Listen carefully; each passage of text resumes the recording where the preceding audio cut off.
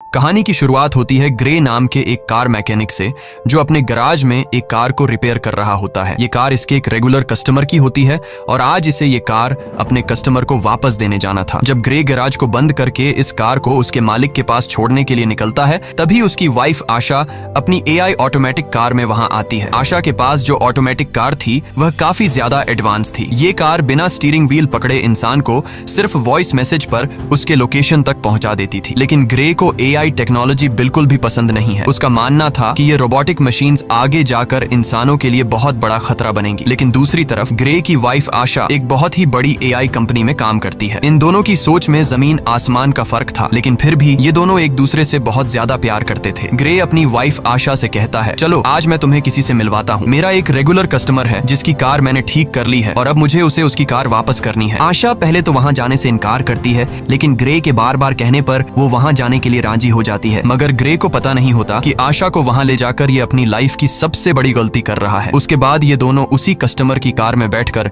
उसके घर की तरफ निकल पड़ते हैं और आशा की ऑटोमेटिक कार भी उनके पीछे आ रही होती है, ताकि जब ग्रे अपने कस्टमर को उसकी कार उसके हवाले कर दे तो ये लोग अपनी ऑटोमेटिक कार में घर को वापस आ सके। वहां पहुंचने पर ग्रे अपनी वाइफ को एक आदमी एरन से मिलवाता है। तब ग्रे की वाइफ उसे देखकर काफी हैरान रह जाती है, क्योंकि एरन एक बहुत बड़ी टेक कंपनी का मालिक था। उसकी कंपनी AI ऑटोमेटिक चीजें बनाती थी। यहाँ आशा अपने हस्बैंड ग्रे से कहती है, तुमने मुझे पहले क्यों नहीं बताया कि तुम मुझे एरन से मिलवाने ला रहे हो। असल में एरन ही ग्रे का रेगुलर कस्टमर था। लेकिन यहाँ हम देखते हैं कि एरन का नेचर थोड़ा अजीब सा था। उसे यह भी नहीं पता था कि जब किसी से मिलते हैं तो किस तरीके से मिला जाता है। आशा एरन से कहती है, मैं भी एक AI टेक कंपनी में काम करती हूँ जो जल्द ही तुम्हारी कंपनी के बराबर में आ जाएगी। जिस पर एरन मुस्कुराते हुए कहता है, ऐसा कभी नहीं हो सकता, चलो दिखाता हूँ क्यों। और फिर एरन उन दोनों को अपनी लैब में ले गया। वहाँ एरन ने खुद का बनाया हुआ एक स्पेशल चिप बताया, जो कि एक AI यानी आर्टिफिशियल इंटेलिजेंस चिप थी, और उस चिप को उसने नाम दिया था स्टेम। वो बताता है कि ये चिप कुछ भी कर सकती है, क्योंकि इसमें बहुत सारे पावर्स हैं और इससे तेज दिमाग आज तक किसी ने भी नहीं बनाया। इस इन्वेंशन को देखने के बाद ग्रे और उसकी वाइफ अपनी इलेक्ट्रिक कार से घर वापस जा रहे होते हैं। कार ऑटोमेटिक मोड पर थी। आशा और ग्रे गाड़ी के पिछले सीट में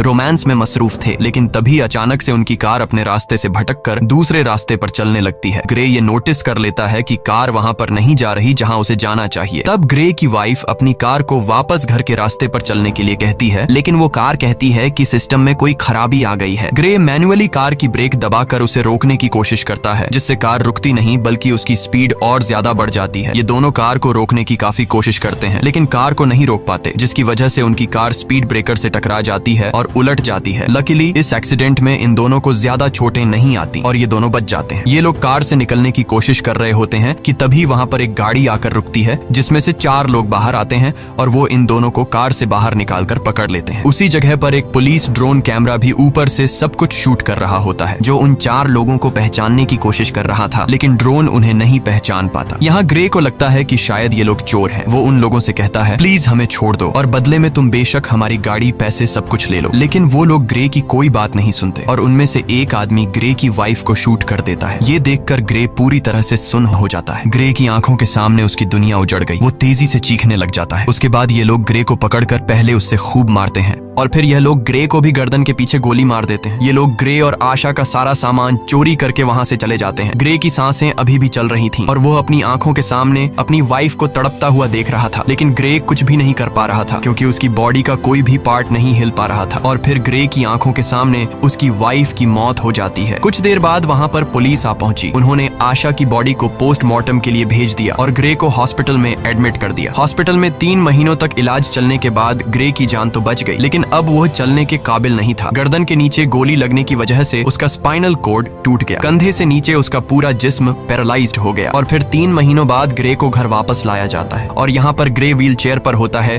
क्योंकि उसके सिर के अलावा पूरी बॉडी बेजान थी। अब ग्रे कोई भी काम नहीं कर सकता था, इसीलिए उसका काम करने के लिए उसके घर पर एक रोबोट मशीन थी जो उसका सारा काम करती थी और उसकी मदर उसका ख्याल रख रही थी। लेकिन ग्रे के लिए अब जिंदगी बोझ बन चुकी थी। उन 4 किलर्स ने न सिर्फ उसकी वाइफ को मार डाला, बल्कि उसकी जिंदगी उजाड़ दी। वो बदले की आग में जल रहा था। बस ग्रे के पास एक ही उम्मीद बची थी, जिसके सहारे वो जी रहा था। वो अपनी वाइफ के किलर्स को जल्द से जल्द जेल की सलाखों के पीछे देखना चाहता था। इसीलिए वो पुलिस स्टेशन जाता है। पुलिस स्टेशन में ग्रे उनसे अपनी वाइफ के किलर्स के बारे में पूछता है, तो वो डिटेक्टिव कहती है कि इनमें से अभी तक किसी का भी पता नहीं चल पाया। वहाँ हमारे पुलिस का ड्रोन कैमरा तो मौजूद था, लेकिन फुटेज धुंधली थी, जिससे कातिलों का पता नहीं चल पा रहा है। और पुलिस अब और इन्वेस्टिगेशन कर रही है, हम बहुत जल्द उन्हें ढूंढ लेंगे। तब ग्रे ये सुनकर काफी ज्यादा डिसअपॉइंट हो जाता है, क्योंकि काफी टाइम से ग्रे पुलिस से बस यही सुनता आ रहा था कि हम इन्वेस्टिगेशन कर रहे हैं। अब ग्रे पूरी तरह से हिम्मत हार चुका था और वो इस तरह से जीना भी नहीं चाहता था, क्योंकि उसकी जो उम्मीद थी अपनी वाइफ के कातिलों को जेल की सलाखों के पीछे देखने की, उससे वो अधूरी नजर आने लगी। ग्रे को समझ आ गया था कि पुलिस उन 4 कातिलों को कभी नहीं पकड़ पाएगी, इसीलिए अब वो खुद को मारने की सोचने लगा। ग्रे वहां पर मौजूद रोबोट मशीन की मदद से मेडिसिन का ओवरडोज ले लेता है, जिससे वो बेहोश हो गया। अच्छी बात यह थी कि उसके घर पर लगे AI सिस्टम ने वक्त पर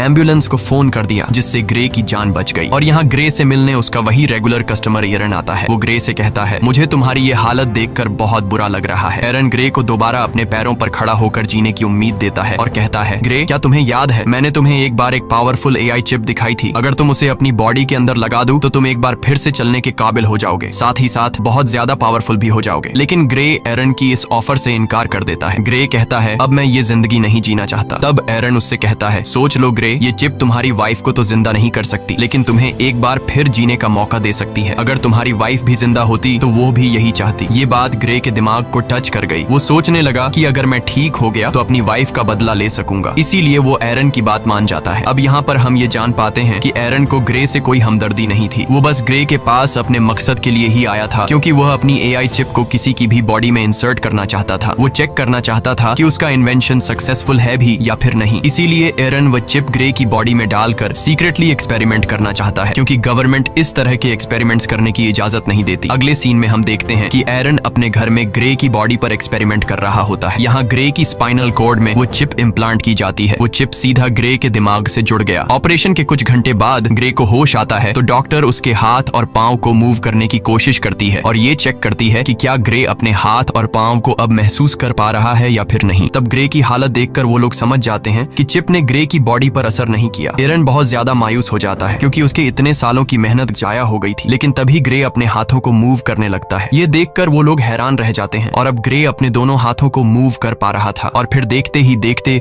ग्रे अपने दोनों पैरों पर खड़ा हो जाता है। खुद को ठीक होता देखकर ग्रे बहुत ज्यादा खुश हो जाता है। अब वो पहले से भी ज्यादा पावरफुल खुद को फील करने लगा। एरन भी अपनी एक्सपेरिमेंट को सक्सेसफुल होता देखकर काफी खुश हो जाता है। फिर यहाँ पर एरन ग्रे से एक कॉन्ट्रैक्ट पर साइन करवाता है, जिसमें वो किसी को भी नहीं बताएगा कि वो चल सकता है और उसे सबकी नजरों में पैरालाइज्ड बनकर रहना होगा, क्योंकि अगर गवर्नमेंट को पता चला कि ग्रे चिप के जरिए दोबारा से चल पा रहा है तो एरन को अरेस्ट कर लिया जाएगा और ग्रे की बॉडी से उस चिप को निकाल लिया जाएगा, क्योंकि उस चिप को किसी की बॉडी में इंजेक्ट करना इलीगल है। उसके बाद ग्रे अपने व्हील चेयर पर बैठकर घर आ जाता है। यहाँ उसे पता चलता है कि उसके लिए डिटेक्टिव का भेजा एक पैकेज आया है, जिसमें ग्रे की वाइफ की पोस्टमार्टम रिपोर्ट और उसके केस से रिलेटेड कुछ इन्फॉर्मेशन थी। ग्रे उस दिन पुलिस ड्रोन से रिकॉर्ड की गई फुटेज देखने लगा, लेकिन फुटेज क्लियर नहीं थी, इसलिए ग्रे को किलर्स के बारे में कोई जानकारी नहीं मिल पाई। वो मायूसी में ड्रिंक करने लग जाता है। तभी अचानक उससे एक आवाज आई, क्या तुमने फुटेज में एक चीज नोटिस की? ये आवाज सुनकर ग्रे यहाँ वहाँ देखने लगा, लेकिन उसे कोई भी नजर नहीं आया। ग्रे घबरा कर बोला, कौन है? सामने आओ। तभी फिर से आवाज आई, शांत हो जाओ ग्रे, मैं तुम्हारे अंदर की वो AI चिप हूँ, वही सिस्टम जो तुम्हारी बॉडी चला रहा है। यहाँ पर ग्रे सोचता है कि शायद वो पागल हो गया है, जिस पर वो चिप कहती है, नहीं ग्रे, तुम पागल नहीं हुए हो। ऑपरेशन के दिन के बाद मैं तुम्हारे साथ हूँ, तुम जो देख सकते हो वो मैं भी देख सकती हूँ। जिस पर ग्रे ने पूछा कि क्या तुम्हें और कोई सुन सकता है? चिप ने जवाब दिया, नहीं, मुझे सिर्फ तुम ही सुन सकते हो। यहाँ पर वो चिप ग्रे की हेल्प करने की कोशिश करती है, ताकि ड्रोन की मदद से ग्रे को पता चल सके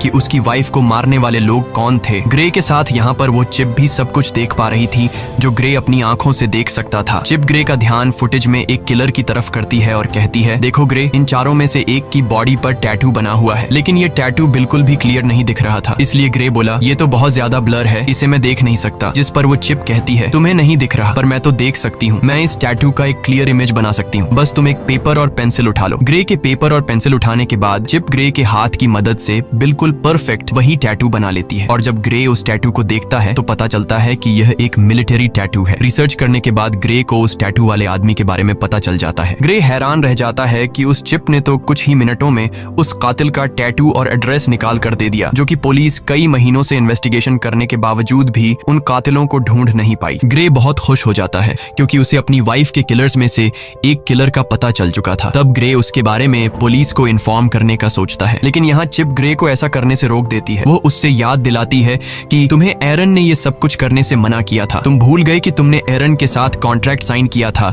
कि तुम लोगों के सामने कभी भी ये नहीं जाहिर करोगे कि तुम चल फिर सकते हो, और अगर तुम पुलिस को इस किलर के बारे में बताओगे तो पुलिस उल्टा तुमसे पूछेगी कि तुम्हें कैसे इन किलर्स के बारे में पता चला और तुमने ये टैटू किस तरह से बनाया। ग्रे चिप से पूछता है, तो फिर तुम बताओ अब मैं क्या करूं? चिप ग्रे से कहती है, पहले तुम खुद उस आदमी के एड्रेस पर जाओ और उसके खिलाफ सबूत इकट्ठा करो। इसीलिए ग्रे अब खुद वहां पहुंच जाता है, लेकिन वहां पर पुलिस ड्रोन थे, इसीलिए ग्रे उन ड्रोन के सामने अपनी व्हील चेयर पर ही बैठा रहता है। और जब ड्रोन वहां से चले जाते हैं तो ग्रे चुपके से वहां से खड़ा होकर किलर के घर की तरफ जाता है। वो किलर के घर के दरवाजे को खोलकर घर के अंदर चला जाता है। वहां जाकर वो एविडेंस ढूंढने लग जाता है और यहाँ पर ग्रे को पता चलता है कि उस किलर को किसी ने बहुत सारे मैसेजेस किए हैं। ग्रे के अंदर लगी चिप उन मैसेजेस को कुछ सेकंड के अंदर ही पढ़ लेती है। चिप ग्रे से कहती है कि इन मैसेजेस में ओल्ड बोन नाम की जगह का बार बार बताया गया है, क्या तुम्हें इसके बारे में कोई जानकारी है? ग्रे ने कहा, हाँ, ये हमारे घर के पास ही एक बार का नाम है। इन्हीं बातों के बीच ग्रे को किसी के आने की आवाज सुनाई देती है। असल में वहाँ पर वो किलर था जो कि वापस आ गया था। वो किलर देखता है कि उसके टेबल पर सारा सामान बिखरा हुआ है। तभी वो किलर सामने लगे शीशे से ग्रे को देख लेता है। वो फौरन ग्रे पर हमला कर देता है और उससे पूछता है, तुमने मुझे कैसे ढूंढा? तब ग्रे इस बात का कोई जवाब नहीं देता और ग्रे किलर से पूछता है, तुम बताओ मेरी वाइफ को किसने मारा था? वो किलर बहुत ज्यादा ताकतवर था, इसीलिए वो ग्रे पर भारी पड़ने लगता है। इससे पहले कि वो ग्रे को मार पाता, ग्रे के अंदर लगी चिप ग्रे से पूछती है, तुम मुझे अपनी बॉडी का फुल कंट्रोल दो ताकि मैं कुछ कर सकूं। जिसके बाद ग्रे बिना सोचे समझे उसे परमिशन दे देता है। चिप को परमिशन मिलने के बाद ग्रे एकदम से उस किलर पर अटैक कर देता है और उसे काफी बुरे तरीके से मारने लगता है। वो किलर भी परेशान हो जाता है कि आखिर अचानक इसमें इतनी ताकत कहां से आ गई, और ग्रे भी सोच में पड़ जाता है कि आखिर मैं इतना ताकतवर कैसे हो गया। यहाँ पर ग्रे उस किलर को खुद के हवाले करने के लिए कहता है, लेकिन वो किलर उस पर एक नाइफ से अटैक कर देता है। तो वो चिप सारी सिचुएशन को संभालते हुए उस किलर को मार डालती है और तब वो चिप किलर को मारने के बाद बॉडी कंट्रोल ग्रे को वापस दे देती है। ये देखकर ग्रे बहुत परेशान हो जाता है क्योंकि वो किलर को जान से मारना नहीं चाहता था। उसे लगा कि अब उसका जेल जाना पक्का है। वो चिप ग्रे से कहती है कि घबराओ मत ग्रे, तुम्हें कुछ नहीं होगा, बस तुम यहाँ जल्दी से अपने सारे फिंगरप्रिंट्स मिटा दो। अब यहाँ पर वो चिप जैसे कहती है, ग्रे बिल्कुल वैसे ही करता है। कुछ देर बाद पुलिस उस आदमी की बॉडी को पोस्टमार्टम के लिए ले गई, जहाँ हम उस डिटेक्टिव को देख पाते हैं। डिटेक्टिव को पोस्टमार्टम के दौरान पता चला कि उसकी बॉडी के अंदर एक वेपन इंसर्ट था और साथ साथ उसकी पूरी बॉडी में छोटी छोटी वायर्स थी। यानी वो किलर एक अपग्रेडेड इंसान था जो किसी भी आम इंसान से काफी ज्यादा पावरफुल था। दूसरी तरफ एरन ग्रे पर काफी गुस्सा करता है, तुमने उस किलर को क्यों मारा? ये काम काफी रिस्की था, अगर तुम पकड़े जाते तो तुम्हारे साथ मैं भी जेल चला जाता। मैंने इस चिप को तुम्हारे अंदर इसलिए इंसर्ट नहीं किया कि तुम अपनी वाइफ का बदला लो, और अगर दोबारा तुमने इस तरह की कोई हरकत की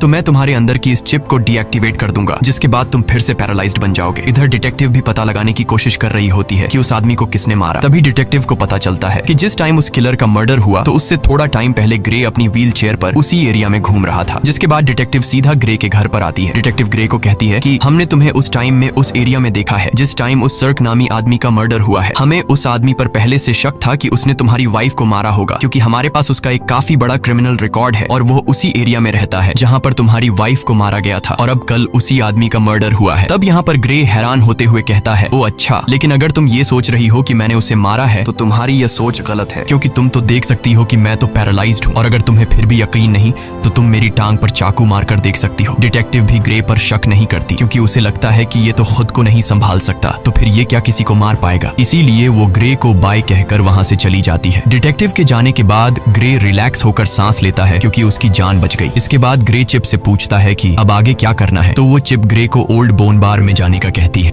वो चिप कहती है, याद है हमें उस किलर के घर से मैसेजेस में कई दफा इस बार के बारे में बताया गया था, हमें वहां पर जाना चाहिए, शायद तुम्हें वहां कोई क्लू मिल जाए। इसके बाद हम देखते हैं कि ग्रे उसी बार में जाता है। ये बार बहुत ज्यादा खतरनाक थी, सब के सब वहां पर गुंडे बैठे हुए थे। ग्रे यहाँ आकर ऊंची आवाज से कहता है, मैं कुछ दिन पहले सर्क नाम के एक आदमी को मार चुका हूँ, लेकिन मुझे पता है कि उसके साथ 3 लोग और भी थे जिन्होंने मेरी वाइफ को मार डाला। अगर कोई भी सर्क के साथ इस मर्डर में शामिल था तो वो अपना हाथ उठाए। ये सुनकर सब ग्रे पर हंस पड़ते हैं। तभी टोलन नाम का एक लंबे कद का आदमी उठा और उसने ग्रे से कहा, घर जा बच्चे, वरना मैं तुझे भी तुम्हारी वाइफ के पास पहुंचा दूंगा। ग्रे समझ गया कि टोलन भी मेरी वाइफ को मारने में शामिल था। ग्रे जवाब देता है, पता है, मरने से पहले सर्क भी तुम्हारी तरह यही बोल रहा था। ये सुनकर टोलन को बहुत ज्यादा गुस्सा आया। वो अपने आदमियों के साथ ग्रे को अकेले में ले जाकर व्हील चेयर से उठाकर जमीन पर गिरा देते हैं। तब ग्रे उससे पूछता है, क्या तुम भी वहाँ पर उन लोगों के साथ शामिल थे जिन्होंने मेरी वाइफ को मारा था? तो टोलन कहता है, हाँ, मैं भी उनमें शामिल था, बस फिर क्या। ये सुनकर ग्रे चिप को अपनी पूरी बॉडी का कंट्रोल दे देता है, जिसके बाद चिप की मदद से ग्रे उसके पास 2 आदमियों को मार गिरा देता है और फिर टोलन को भी बुरी तरीके से पिटने लग जाता है। ग्रे टोलन को नीचे जमीन पर गिराकर उससे पूछता है, तुम्हारे 2 और साथी कहाँ हैं और तुम लोगों ने मेरी वाइफ को क्यों मारा? लेकिन टोलन डरने के बजाय उल्टा हंस रहा था। वो ग्रे को कुछ भी नहीं बताता। तभी वो चिप ग्रे से कहती है, अगर तुम चाहो तो मैं बड़ी आसानी से इसका मुंह खुलवा सकती हूँ। ग्रे कहता है, क्यों नहीं, तुम जरा ट्राई करो। वो चिप उस किलर का फेस पूरी तरह से कट कर देती है। ग्रे पूछता है, अब बता क्यों मारा था मेरी वाइफ को? टोलन की सारी हेकड़ी निकल गई और फौरन उसने कहा, हमें पैसे मिले थे तुम्हारी वाइफ को मारने के लिए और मुझे फिस्क ने पैसे दिए। लेकिन इससे पहले कि ग्रे उससे फिस्क के बारे में कुछ पूछ पाता, वो आदमी वहीं पर मर जाता है। ग्रे गुस्से में चिप से कहता है, मैंने उसे मारने को तो नहीं कहा था, बस तुम्हें सिर्फ इसका मुंह खुलवाना था। तभी ग्रे की नजर उस मरे हुए आदमी के गले में लगी चेन पर पड़ी जिस पर उसे बनाने वाली कंपनी का बोल्ट नाम लिखा था। ये देखकर ग्रे को शॉक हुआ क्योंकि उस कंपनी में ग्रे की वाइफ आशा काम करती थी, यानी आशा के अपने ही कंपनी वाले उसे मरवाना चाहते थे। उधर एरिन को पता चल चुका था कि ग्रे ने फिर से किसी की जान ले ली। अब वो जल्दी से चिप को शट डाउन करने की कोशिश कर रहा था। तभी वो चिप ये बात ग्रे को बता देती है कि मुझे एरिन शट डाउन करने की कोशिश कर रहा है, इसीलिए हमें जल्द से जल्द कुछ करना होगा। ग्रे बोला, अब क्या करें? तभी वो चिप ग्रे को एक हैकर के बारे में बताती है ताकि उस हैकर की मदद से एरिन की इनपुट को हटा सके, जिससे एरिन का होल्ड खत्म हो जाएगा और वो कुछ भी नहीं कर पाएगा। चिप ग्रे को जेमी नाम के एक हैकर का पूरा एड्रेस दे देती है। इसके बाद ग्रे उस हैकर के पास जाने लगता है। कुछ देर बाद ग्रे उस हैकर के फ्लैट तक पहुंच जाता है, लेकिन दूसरी तरफ एरिन उस चिप को 30% शट डाउन कर देता है, जिससे ग्रे की एक टांग पैरालाइज हो जाती है। लेकिन ग्रे फिर भी हिम्मत करके ऊपर जाता है। एरिन तेजी से चिप को शट डाउन करने के काम पर लगा रहता है, जिससे ग्रे का एक हाथ और एक पांव पैरालाइज हो जाता है। लेकिन इससे पहले कि एरिन ग्रे को पूरी तरह से पैरालाइज कर देता, ग्रे हैकर के डोर तक पहुंच जाता है। इसके बाद एरिन ग्रे को 100% शट डाउन कर देता है। अब ग्रे पूरी तरह से पैरालाइज हो चुका था। अच्छी बात यह थी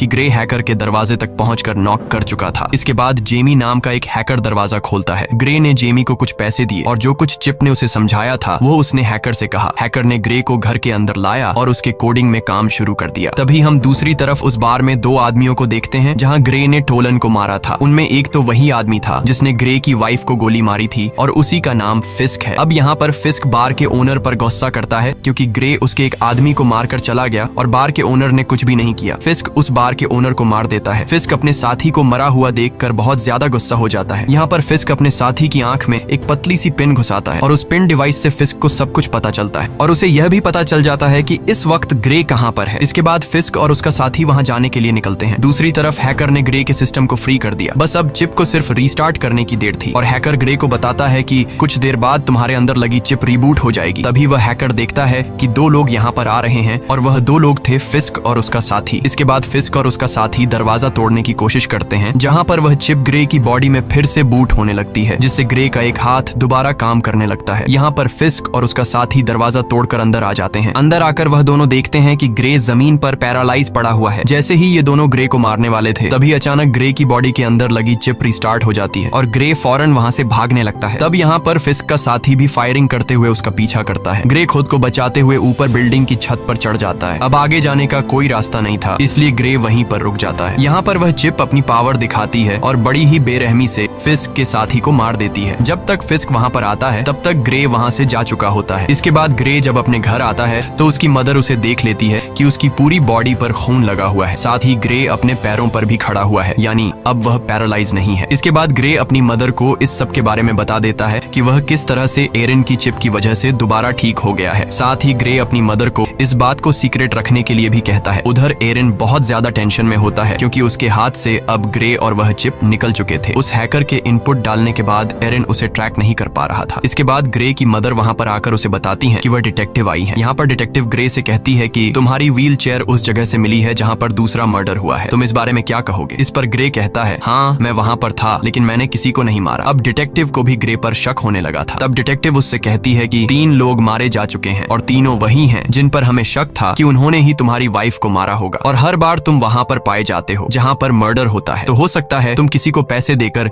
ये सारे मर्डर्स करवा रहे हो। तब ग्रे उससे कहता है, अगर आपको ऐसा लगता है तो आप मेरी कॉल रिकॉर्ड चेक कर सकती हैं। तब यहाँ पर वह डिटेक्टिव कुछ नहीं कह पाती होती और जाते वक्त वह चुपके से ग्रे की जेब में माइक्रोफोन डालकर चली जाती है। ग्रे को अब रियलाइज होने लगा कि कातिलों को सजा देने के जुनून में अब वह खुद एक कातिल बन चुका है। ग्रे कहता है अब मुझे ये सब कुछ बंद करना होगा। तो वह चिप कहती है नहीं ग्रे, हमें इस आखिरी आदमी को मारना होगा जिसका नाम फिस्क है, क्योंकि अगर हमने इसे नहीं मारा तो वह हमें मार देगा। लेकिन ग्रे अब और किसी को नहीं मारना चाहता था, इसलिए वह चिप से कहता है बस अब बहुत हो गया, तुम मेरे दिमाग से निकल जाओ। तभी ग्रे की बॉडी अनकंट्रोल होकर पीछे तकिए पर गिर जाती है। ग्रे ने चिप से परेशान होकर पूछा मैं हिल क्यों नहीं पा रहा हूँ। इसके बाद वह चिप ग्रे को कहती है उस हैकर ने जो कोड मेरे सिस्टम में एंटर किए हैं उसकी वजह से मैं पूरी तरह से आजाद हो चुकी हूँ। इसका मतलब ये है कि अब वह चिप ग्रे की परमिशन के बिना वो सारे काम कर सकती है। ग्रे, अब मुझे तुम्हारी बॉडी का फुल कंट्रोल मिल चुका है, अब तुम मेरी मर्जी के मुताबिक चलोगे। अगर मैं चाहूँ तो तुम अपने हाथ की एक उंगली तक हिला नहीं पाओगे। ये सुनकर ग्रे के गले में सांसें अटक गईं। यहाँ पर ग्रे और चिप आपस में जो बातें कर रहे थे, दूसरी तरफ डिटेक्टिव भी वह सारी बातें सुन रही थी, क्योंकि उसने ग्रे के पॉकेट में एक माइक्रोचिप डाला था। लेकिन यहाँ पर डिटेक्टिव को ये बात समझ नहीं आती कि ग्रे जिसे बात कर रहा है आखिर वो है कौन। इसके बाद चिप ने ग्रे से कहा अब चलो ग्रे, हमें उस आखिरी कातिल को खत्म करना है। अब ग्रे अपनी बॉडी पर पूरी तरह से कंट्रोल खो चुका था, इसलिए चिप उनसे जो कहता